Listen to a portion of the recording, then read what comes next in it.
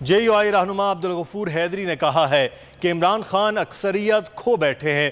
پی D M اس حکومت سے قوم کو نجات دلانا چاہتی ہے۔ آنے والے دنوں میں تحریک تیز ہوگی۔ پیپلز پارٹی راہ میں روڑے اٹکا رہی تھی، اب پی ڈی ایم زیادہ مضبوط ہے۔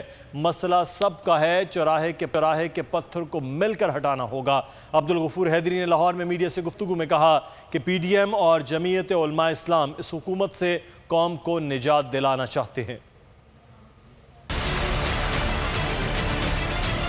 پی ڈی ایم کی تحریک اپنی جگہ پہ برقرار ہے، بلکہ اب اس میں انشاءاللہ قوت آئے گی، طاقت آئے گی، کیونکہ Peoples Party P D M میں شامل تھی مگر یکسو نہیں تھی، قدم قدم پہ روڑے اٹکاتی۔ استعفوں کی بات آئی تو اسے وہ بھاگے، اسی طرح زوردار تحریک کی بات آتی تو کہتے ہیں جی موسم صحیح نہیں ہے، ابھی ہم جیل جانے کے لیے تیار نہیں ہیں۔ یہ جو چوراہے کا روڑا ہے، پتھر ہے، اس کو ہم سب نے مل کے ہٹانا، اور اگر کوئی بھاگتا ہے یا کہیں ڈیل کرتا ہے تو ہمیں اس کو پیٹنا۔